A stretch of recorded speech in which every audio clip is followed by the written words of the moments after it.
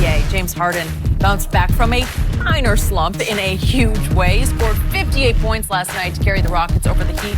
Houston trailed by 15 entering the fourth, but Harden scored 17 in the final quarter to lead the comeback. And Harden recently saw Giannis leapfrog him as the MVP favorite after his streak of consecutive 30-point games was snapped. But Harden was a perfect 18 for 18 from the line and appears to be back to his old self. Chris Broussard back with us. 18 for 18. Jeez. All right, Chris, who is your MVP right now? Giannis Antetokounmpo is still the MVP. Okay. All right. And I love Harden, obviously, is playing tremendous basketball. I'm an official voter. Right now, Giannis would get my vote. I was with Harden up until about 2.5 weeks ago. And the thing is, we talked couple segments ago, all the great things Milwaukee as a team is doing. Best record in the league, best defensive, the only team in the league that's in the top 5 offensive rating, defensive rating, best road record, best point differential.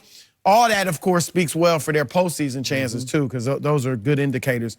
But there are also some historical precedents when you look at the MVP voting over the last several years. Number one, only twice in the last 33 years, and it may even go back further than that, has a guy won the MVP award without having either the first or second best record in his conference, okay? Houston right now is 5th in the West. Obviously, Milwaukee's first in the Russ That's one of those one or two. Jordan in 88 and Russell Westbrook, just because he had the triple-double. Right. He wouldn't have won it without the triple-double. So that's one precedent. The second one is when a team they come out of nowhere or shock everybody and have this great improvement. Milwaukee hasn't only gone from the 7th seed to the 1st seed. They've gone from the 16th best record in the league to the best record in the league. And Houston, for all Harden's heroics, and I know there's injuries and all that, but they've gone from 1st in the West down to 5th.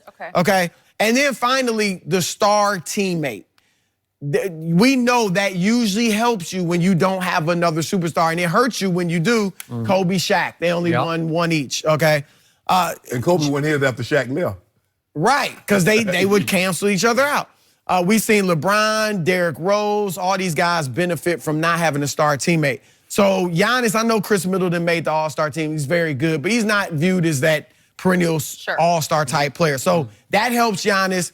I know, again, Harden had the injuries, but Chris Paul is still there, and he's back. And here's another thing. I don't think Harden is going to keep this up.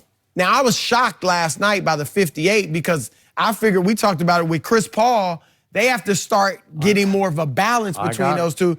And Paul had 14 last night. And I wonder if that's part of the reason that they were struggling early, because they were down big, and then Harden took over in the fourth. But they've got to, I expect Harden's numbers to come down as they work. By the way, real quick to your point, James had the ball last night 45% of the time. Chris had the ball 21.5% of the time. So twice as much James had the ball. Right. So there's no new balance there. Right. And look, if you give this offense to Chris Paul, he wouldn't put up James Harden numbers, but he'd be somewhere in between what Steve Nash did for D'Antoni and what Harden's doing. Like if he's just in this offense 40 minutes. I think he can score 20. Yeah, oh yeah. He'd be like 23 points a game, I'll give you that. 11 assists or something. So I just think that it's Giannis right now. Now, when I was with Harden, it's about winning. That's a huge part of MVP. And his 30-point game streak, the consecutive games, they started out 11-1. Then at one point they were 18-6. That's why I was like, he's doing something historic and he's winning. But now they've dropped off a little bit. They're not winning as much, so that hurts him. So I'm with Giannis for those reasons. Harden got 6 50-point games this year. Nobody else has 2. This team, when he started this streak, they were the 14th best team in the Western Conference. Now he's got them to 5th. And he did the lion's share of this lifting without Capella and without Chris Paul. Now, remind you, Capella had 6 points last night. Chris Paul had 20. If James Harden doesn't do this, they lose by 25. If he's not on this historic streak in which he was averaging 42 points a game before he got broken, 30 points in 32 straight games, if he doesn't do this, it's over. It's over. I've never. I was telling Chris off camera. I'm looking. I'm like, okay, he got 24 points, and I look up again. He got 46. I'm like, how? And the next thing I know, got 58. I'm like, gee. The way he can score the basketball.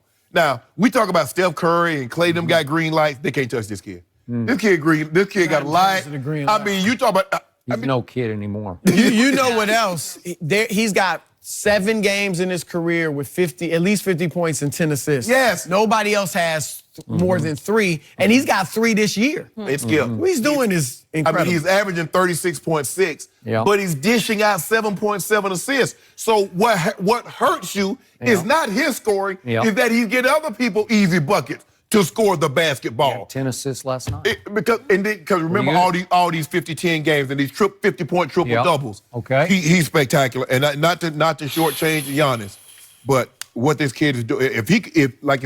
If you say he's not going to continue this, he's going to be over 35 points a game. Yeah. Okay. So I want to be very clear about what I'm about to say. When I make a preseason prediction about MVP, I never flip-flop on it.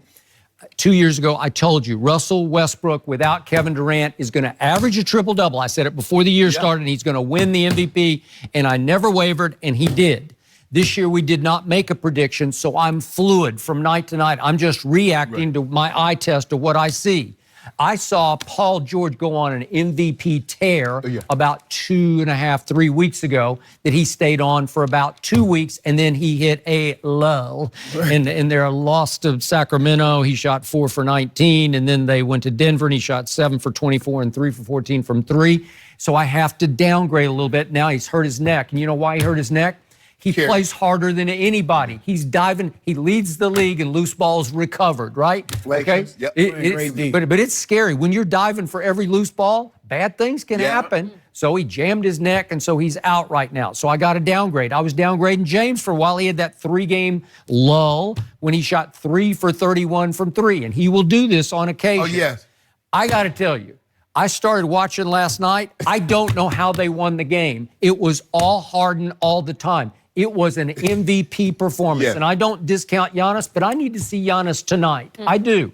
And again, maybe he's got a knee thing or maybe he doesn't. Let's see if he rises and shines. This is a big stage. This is an MVP caliber night tonight at Staples, right? Absolutely.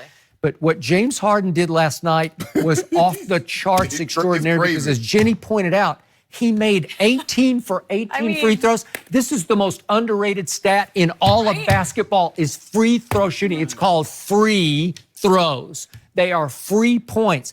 Do you realize he's 88% from the free throw line? Do you realize he shot 124 more than any other player, but he's made 144 more than anybody in the league? Extraordinary. So many added points. And then he is playing defense because he will roam. Well, he is because in deflections, he's number 2 to Paul George in deflections. Okay, so something's happening good on defense. How about clutch points? He's running away in the league with clutch points. It's not even close. It's not even close. Kimba's second. James has scored 149. Well, where is he in fourth? Now, clutch point, fourth. I know fourth quarter points. Giannis is third. Okay, is he? Okay. In the league. This would be the late and close. Harden's first in fourth quarter points. All right. Well, he is. And what did he do last night? I don't know. He's in the top 10. Okay. What did James have to do last night? Because they won the fourth quarter 35-20 to come back and win by 3. He scored 17 in the fourth quarter. He just took the game over. And Miami, I know they're back-to-back on the road, but they came in hot off their big win over Golden State, and Dwayne had a pretty good night, pretty good contributions, but Houston should have lost this game. But you remember what James Harden has done to Golden State. They've beaten the brakes off Golden State. They've had Golden State number. No question. But the last time they beat him, he didn't play. So, but they won 6 out of the last 10, including last year's playoffs. And then when Chris Paul was out, and James Harden hit that 3 over like 7 guys from Golden State. Right. He's been. Here's the thing, though. Can they beat Golden State in a series with that type of differential? You mentioned Harden. Okay. Can they beat them? Or their chances are better if there's more balance, right?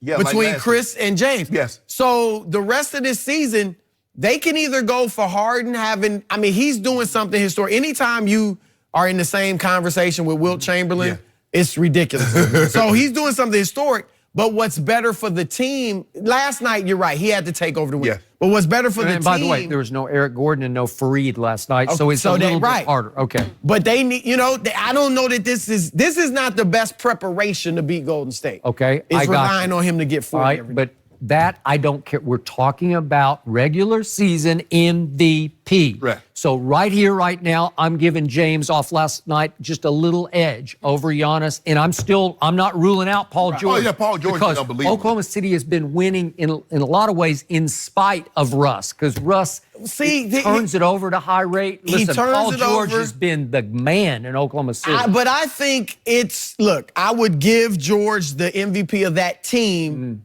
But not by that big of a margin. You can look at Russ's three-point shooting is terrible. His free throw shooting is terrible. It's just He's turning it over. His field goal percentage is terrible. Yeah. Well, but it's all. I mean, he's 42%. He's career 43. So it's what it is. But he is. You watch him. Don't you see a difference in his distribution? He used to get the assist where I'm going for the bucket. I know, but I can't get it, so let me kick it out. He learned. Now he's trying to get guys triples, assists. doubles. But hold on. Okay. How you do it? Paul George, Steven Adams, Dennis Schroeder, Jeremy Grant, all having career years. They are. Is that because of George, or is that because Russ's change in attitude? Not shooting as much. He's looking more for the pass. Yeah. Even the hockey assist, he's making more. Paul George actually won Russ's respect, which is almost impossible to do. Russ defers to Paul George. He is Something the he number wouldn't one do. option. He was young. He was a young stallion. The dude was he was bucking when Durant was there. You know? And he booked the guy right on outside of town. He did. Booked it right to Golden State. He did. But at some point in time, Chris, like you said, he's shooting horrible from three. Stop taking them. I agree with that. He took 9 the other night. They made He's one. got to stop shooting. He got to stop shooting the three. Every time he goes up, I just go like this. Like if I'm rooting for him, I just hide my eyes. At least Ben Simmons knows what he is. Ben got 4 3-pointers. He got 4 in his 2 years. I give you that.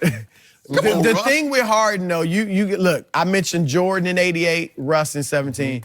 Harden's not going to be a triple-double or anything like that, but it is historic what he's doing. So that's the one thing that he's second. I got him second right there behind you. Throw out the Wilt stats, his points per game will be just barely second to MJ's best year, when he averaged 37. 37, and Kobe averaged 30, 35, I think 35 and a half. Right. That year he won the MVP. So it's historic. So fun to watch. Okay, Chris, you're going to come back later. We'll talk a bit more Warriors, actually, coming up next. But, hey, Jason Witten, he is coming back. So, what's old is new again? Is he going to be Dak's new favorite in Dallas?